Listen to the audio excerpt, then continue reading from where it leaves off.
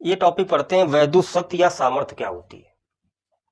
बहुत ही सिंपल परिभाषा है, इनके कुछ सूत्र हैं वो न्यूमेरिकल में यूज होंगे। तो वैद्युत शक्ति के कई सूत्र होते हैं तो उनको भी सिद्ध करेंगे।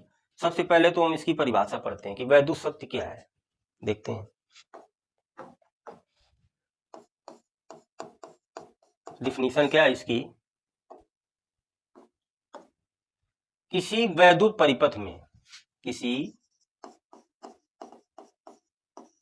वैद्युत परिपथ में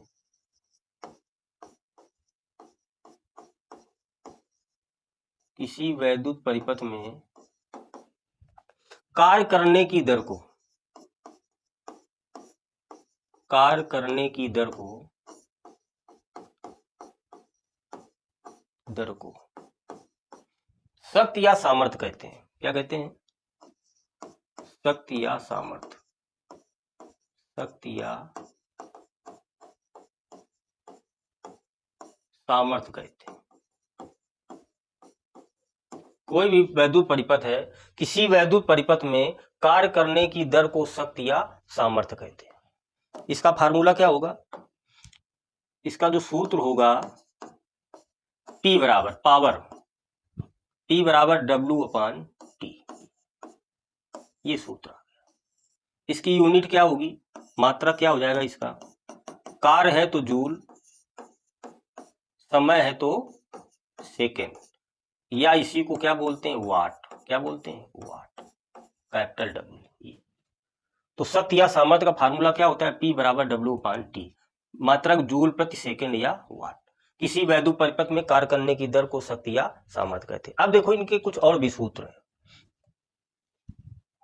अब देखो यांत्रिकी में इसका एक और मात्रक होता है, देखेंगे यांत्रिकी में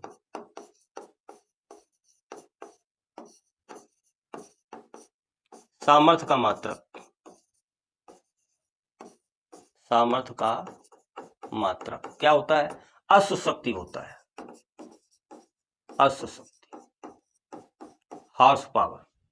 और एक अश्व शक्ति बराबर, एक अश्व शक्ति बराबर कितना, 746 वाट होता है। अश्व शक्ति यानी एक हॉर्स पावर, ये बराबर 746 वाट। कोई भी कंपनी है उसमें जो मशीनें होती हैं उनमें लिखा होता है अश्व शक्ति, कितनी क्षमता है ये, अश्व शक्ति यानी एक अश्व शक्ति में 746 वाट होता है। कोई मोटर है कितने HP की है, कितने हॉर्स पावर की है, ये मतलब होता है उसका हॉर्स पावर। अलग अलग हाउस पावर की मशीनें जो आती हैं, समरसेबिल वाली मशीन है 1 हाउस पावर, 2 हाउस पावर, और बड़ी मशीनें जो है 10 हाउस पावर की मोटर होती है, 15 की मोटर होती है, 20 हाउस पावर की मोटर होती है। तो वो उसकी क्या होती है, सामर्थ्य होती है, क्षमता होती है। तो ये यांत्रिकी में इसका यूज किया जाता है कंपनी वगैरह में।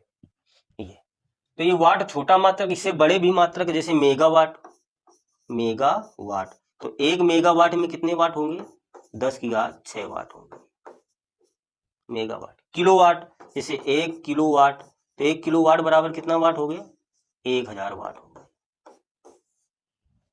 ये मात्रा।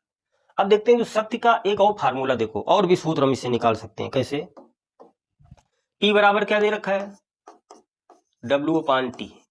तो W बराबर फार्मूला क्या होता है, V/Q, और Q बराबर सूत्र क्या होता है, IT बटे T, T से T कैंसिल, तो एक शक्ति का फार्मूला आ गया P बराबर V/I। अगर विभव दिया हो, धारा दिया हो, तब शक्ति पूछे ये सूत्र लगा देंगे। अगर कार्य दिया हो, समय दिया हो, तो ये लगा देंगे। और देखो फार्मूला लगाते हैं, यहाँ पर ओम का नियम लगाएंगे, तो सूत्र लगा देंगे हम R बराबर V/I से।